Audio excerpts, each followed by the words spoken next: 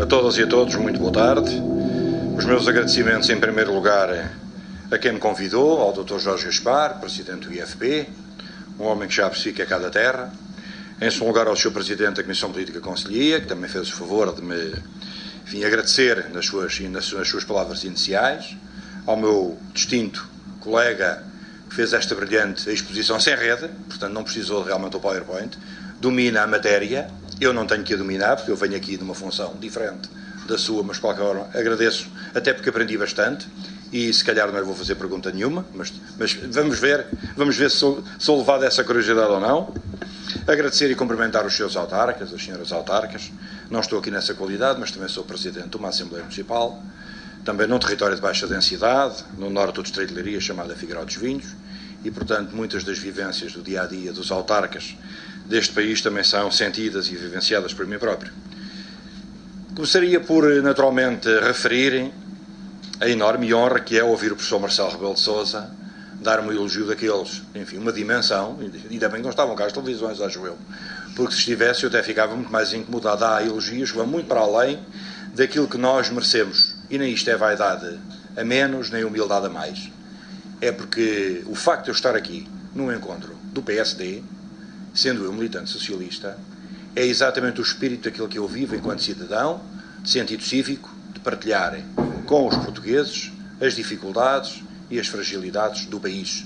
E, portanto, fazê-lo entre socialistas ou entre social-democratas, ou democratas cristãos ou dos quaisquer, é, na minha opinião, um exercício ativo de democracia e de cidadania. Portanto, quero agradecer ao PSD. Não é a primeira vez que me convidam para jornadas dentro do Partido Social Democrata, mas ao cartaz é realmente a primeira vez que venho. Aliás, estive nos 40 anos do PSD no Hotel Sana, a convite na altura do Dr. Marco António Costa, com o Dr. Luís Paes Antunes e o Dr. Silva Peneda, precisamente para trocar impressões sobre a posição da concertação social no momento que o país atravessa. E eu sei que a UGT, enfim, sendo uma central sindical, tem preferência por ouvir e dirigir-se a um público sindical, não é o caso. E, portanto, tentarei fazer um pouco das tripas coração, para vos dizer que o meu coração está do lado esquerdo e que é um coração social-democrata. Uma coisa é ser diferente do que é ser do PSD. Mas, enfim, hoje confunde-se muito social-democracia com socialismo democrático. Foi aquela palavra simpática do Mário Soares há 30 anos, para se distinguir o que era o PSD. E, portanto, às vezes parece que estamos todos da mesma família. E se calhar até estamos. Andamos é como os irmãos desavindos. E eu acho que era fundamental, e gostaria de também reforçar aquilo que disse o professor Marcelo, que os partidos se entendessem. Aqueles que nos governam desde 75 têm o dever de se entender. Inclusivamente naquela nota que ele deu, que vínhamos a conversar antes de chegarmos à sala, sobre a questão do Conselho Económico e Social, é lamentável se o PS e o PSD não se entenderem em relação à nomeação de um titular de um cargo público de tanta relevância como é o Presidente do SES. Só descobrimos às vezes as competências e as prerrogativas dos titulares das funções quando elas sucumbem. Só temos a percepção da falta que nos fazem quando não há. Quem decreta os serviços mínimos e os tribunais arbitrais é o Presidente do Conselho Económico e Social. Portanto, vamos ver aí, se calhar, a CGTP a marcar greves todos os dias, sem tribunal arbitral que defenda serviços mínimos.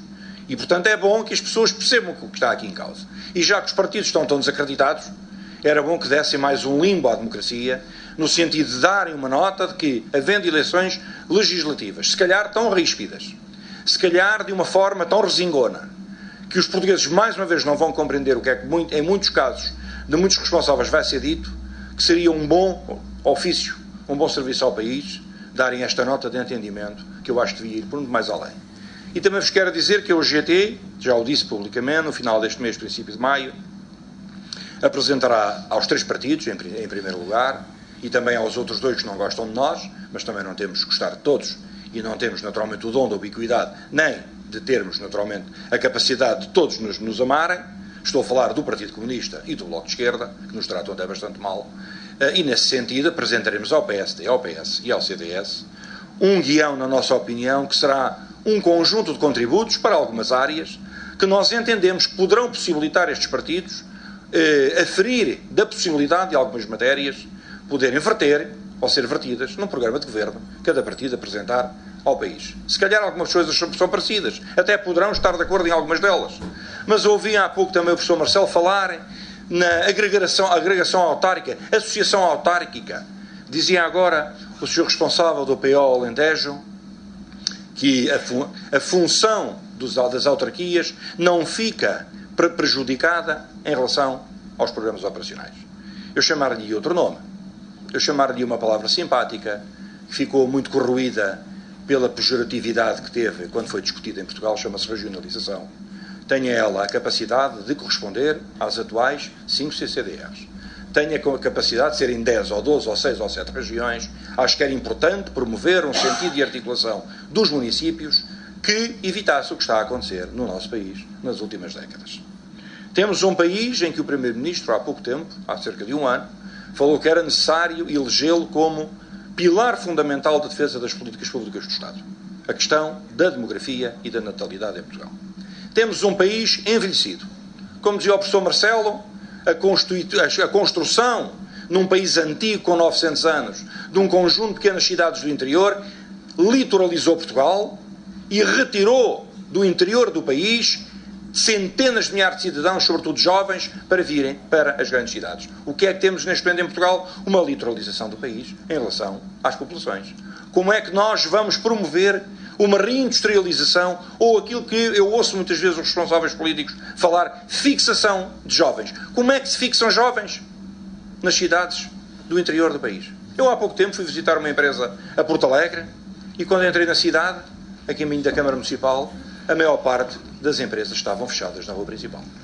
Visitei Elvas, cidade património da Unesco, com o Presidente da Câmara, e quando ia na rua principal, se calhar mais de uma dezena de estabelecimentos comerciais tinham desenhos mandados encomendar a um gráfico para que as lojas não parecessem vazias. Portanto, o comércio fechou. As empresas faliram. Deixaram os nossos investidores de investir em Portugal, sobretudo no interior. Portanto, para que é que nós queremos 25 mil milhões de euros que vêm aí até 2020? Este é o propósito de discutir o que é que se vai fazer a tanto dinheiro. É para se fazer como aconteceu nos anos 80 e 90, quando se destruiu uma parte do tecido produtivo em Portugal? O que é que aconteceu aos olivais, o que aconteceu às vinhas, o que aconteceu à frota de peixes, o que aconteceu à siderurgia nacional, o que aconteceu aos cimentos, o que aconteceu à CUF? É isto que se quer? Eu, quando ia a Monte Agri, era trabalhador do Banco Espírito Santo, infelizmente, e de má memória, de boa memória para mim, estive lá muitos anos, mas ia a Monte Agri e tínhamos um balcão, a primeira agência do BES daquela região foi criado na Feira do Montijo. E dizia o gerente na altura e o diretor regional, aqui temos, em plena feira, a maior concentração de carros de alta cilindrada do país. Foi para isso que uma grande parte dos empresários portugueses utilizaram as verbas vindas dos fundos comunitários.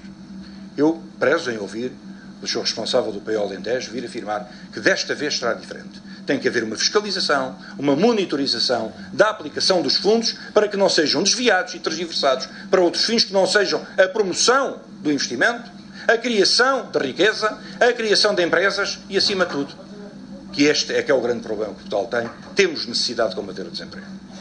E esta região centro agrega 100 municípios. Vamos olhar para o programa operacional do centro. 100 municípios. Tem, ou concentra mais de 22% da população portuguesa.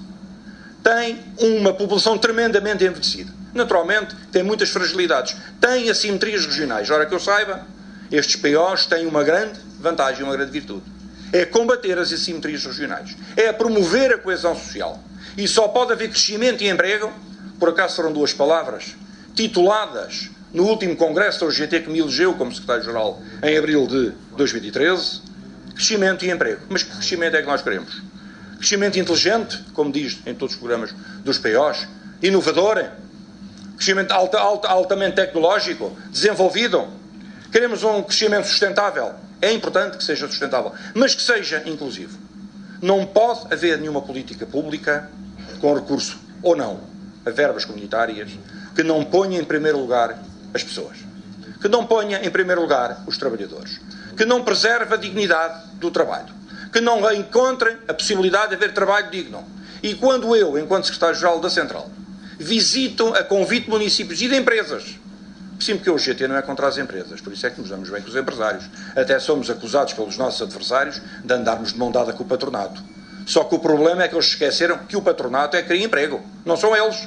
Não são eles que investem no país.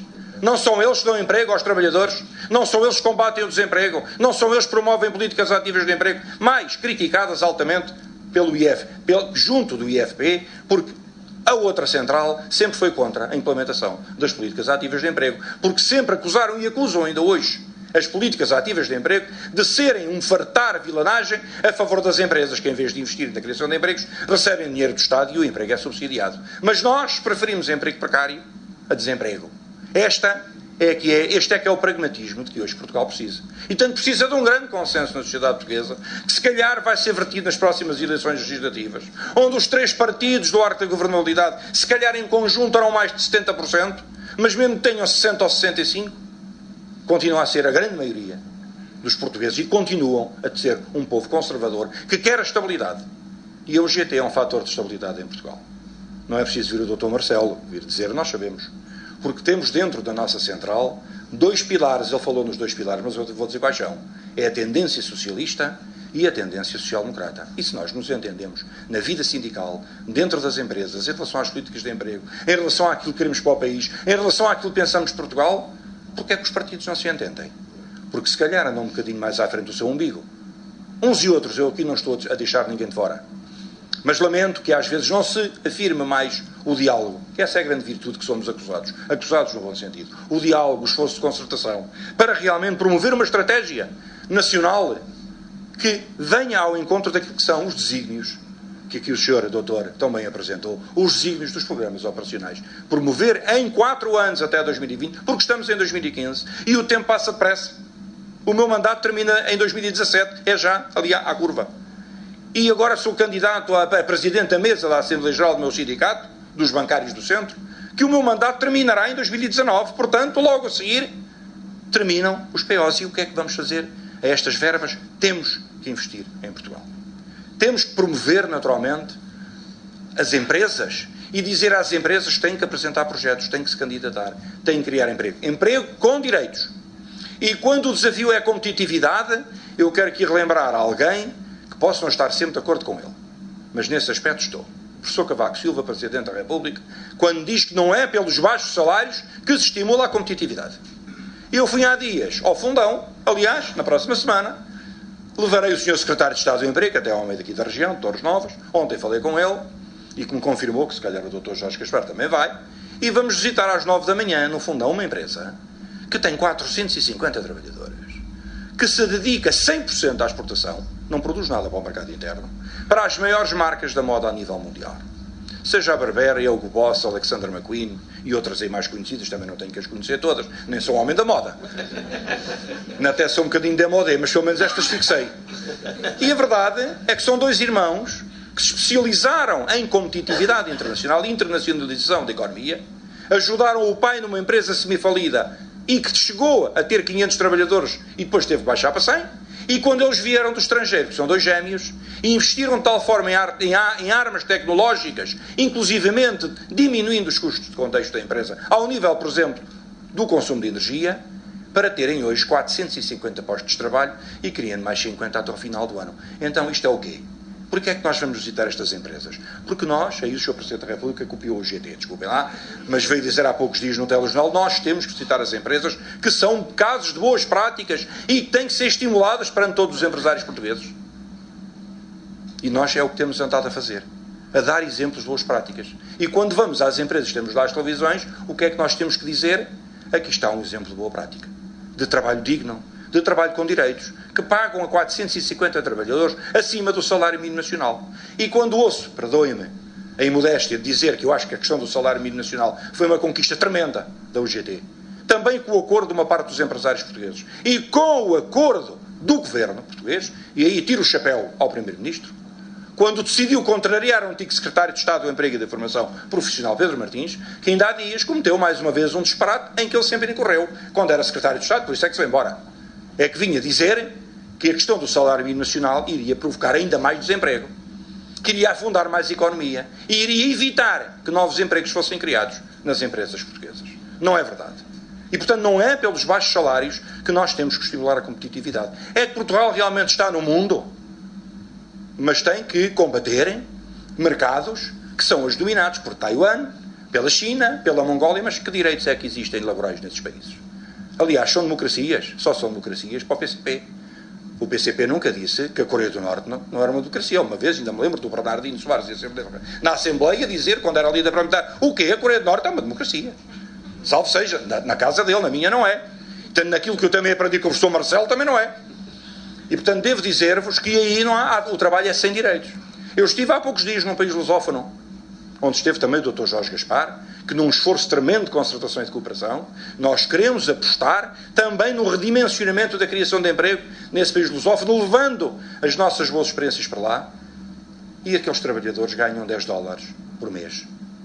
10 euros ganho eu por hora, que sou bancário, e ganho bem. E sou um bancário de um nível 13.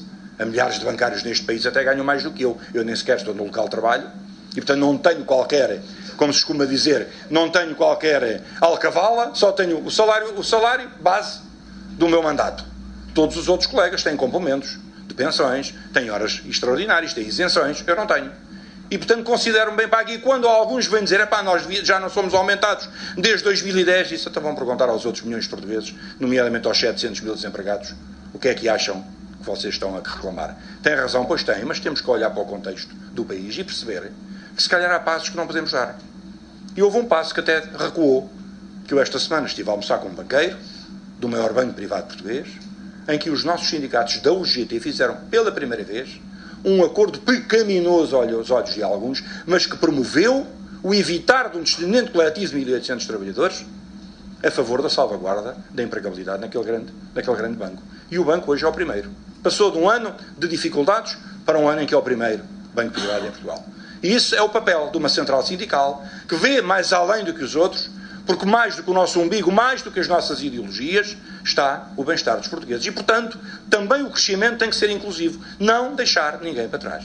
E quando falamos de coesão social, ela não é dissociável da coesão territorial. Nós sabemos que são coisas distintas. E, portanto, aqui os governos, e este sobretudo, que sofreu, e sofremos todos, um programa de ajustamento tremendo, e não foi tão mau por intervenção da UGT, eu não posso cansar de dizer isto, desculpem lá, até estamos do PST, que suporta o governo, mas se não estivesse eu dizia o mesmo, e que quem gosta, gosta, quem não gosta, põe de lado, é porque, se não fôssemos nós, o memorando tinha sido pior. Foi a intervenção da UGT na concertação social que mitigou algumas das normas do FMI, e que o FMI queria impor. E isso só será lembrado, se calhar, na próxima geração. Só o país daqui a 20 ou 30 anos é que virá testemunhar a coragem e o arrojo de uma central sindical de ir contra os seus a favor de uma coisa que se chama Portugal e os portugueses. E há coisas que não se perdoam. E não se esquecem. E aqueles que hoje fazem tendências e tentação para esquecer são aqueles que efetivamente falam muito de democracia, mas não praticam. E, portanto, caras e caros amigos, eu sei que nós temos que cortar nas gorduras do Estado. Eu sei que nós temos que não deixar o interior para trás. E para não deixar o interior para trás, nós precisamos de políticas públicas, que também podem ser, naturalmente, reforçadas, se houver essa possibilidade, por estes fundos de coesão. Eu assisto na minha região, os chamados territórios de baixa densidade, àquilo que é o sofrimento do encerramento dos serviços públicos. São os centros de saúde, são os tribunais, são as escolas. E quando se fecha uma escola numa aldeia, temos o princípio do fim. A minha aldeia onde eu vivo tinha 50 pessoas quando a escola fechou. Hoje somos 23. Eu fui a fazer um comentário com os meus colegas a caminho daqui, dirigentes sindicais que cá estão. Se soubesse o que sei hoje, não tinha ido para lá. O problema é que, como é que nós combatemos esta fragilidade? E aqui o senhor responsável do PO Alentejo enunciou aqui um conjunto de itens que são fundamentais para se poder investir. É aí que nós temos que levar as autarquias, nomeadamente, a criarem gabinetes de apoio, a incentivarem os seus empresários, a poderem apelarem à captação de investimento vindo de outros conselhos temidos, de onde vier, seja ele externo, seja não externo. Levar o governo a promover uma discriminação positiva para o interior. Temos acessibilidades. Temos uma rede de autoestradas ímpar em termos europeus. Temos vias de comunicações e telecomunicações em Portugal. Investimos na energia eólica. Temos a agricultura. Como dizia aqui, a Ministra Assunção Cristas faz realmente uma grande defesa da agricultura em Portugal. E a CAP, o Presidente da CAP, João Machado, que irá comemorar brevemente o seu próximo congresso no Estoril no dia 22, ele próprio diz que a agricultura hoje não paga a nenhum trabalhador da agricultura o salário mínimo nacional. Não há um, diz ele. Eu não sei se há, também nunca fui perguntar e nunca ninguém se veio queixar. Mas há uma coisa que nós precisamos de perceber. É porque se também não for pela captação de investimento, nós temos que promover a qualificação dos trabalhadores. E aqui o IFP tem tido um grande papel. É o braço armado do Estado e do Governo para as políticas ativas de emprego. Qualificar trabalhadores é dar-lhes uma dimensão para possibilitar, por um lado, a sua melhoria, para ter instrumentos, ferramentas de reentrar no mercado de trabalho, e aqueles que verificarem que os setores de atividade são setores em recessão, então que alterem as suas competências, promovam a sua educação, a sua formação e invistam, eventualmente, até no empreendedorismo. E quando se falava de escolas comerciais e industriais, como havia nos anos 60 e 70, eu até andava numa escola, chamavam-lhe Liceu Normal, o Marcelo também lá andou, que era o Liceu Pedro Nunes, chamava-se, e lá está, na pedra, Liceu Normal Pedro Nunes, que era para os distinguir dos outros. E o que é que essas escolas davam? Davam os 5º anos comerciais e industriais, e nos industriais aprendia-se carpintaria, serralharia, todos os ofícios que hoje são chamados ofícios menores. Mas quando nós qualquer dia precisarmos do serralheiro, não há lá na nossa terra dentro de um eletricista. E este é um drama que eu tenho na minha região. Portanto, quando temos que pagar a um, ele vem de 40 ou 50 km diante. E nós temos que estimular o empreendedorismo. A criação de pequenas empresas. Podem ser a charneira para criar novos empregos e para fixarem pessoas e populações nos concelhos e nos territórios de baixa densidade. Há, efetivamente, muito a fazer. A minha região, a zona norte do país, a zona centro, é uma região rica em floresta. Mas também é uma zona rica em património histórico e cultural. Nós temos 900 anos de história. A minha área é de estudos europeus, versada para a história de Portugal. É uma coisa incomensurável. Só os espanhóis é que tratam bem os monumentos, porque para nós entrarmos numa igreja temos que pagar. Aqui não pagamos para entrar em nenhuma. É tudo de borla. Portanto, andamos sempre aflitos para preservar o património. E, portanto, há também que apostar na questão do património, porque ele é uma fonte de receitas ao nível turístico. A nossa oferta turística é excepcional. Ainda bem que os portugueses não conseguem controlar a atmosfera, nem as praias, nem o sol. Senão já tínhamos dado cabo disto tudo. E, portanto, temos que aproveitar o bom que o país tem, que são as condições endógenas, para as promovermos e para assim podermos promover emprego. Como digo, emprego com direitos, acima de tudo, trabalho, digo. Para terminar,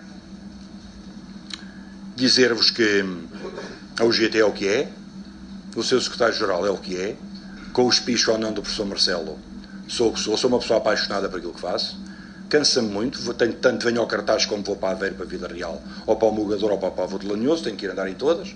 A família está totalmente terciarizada, nem sequer secundarizada é, porque os secundários estão ali na fila de trás, são os meus colegas dirigentes sindicais que me acompanham sempre.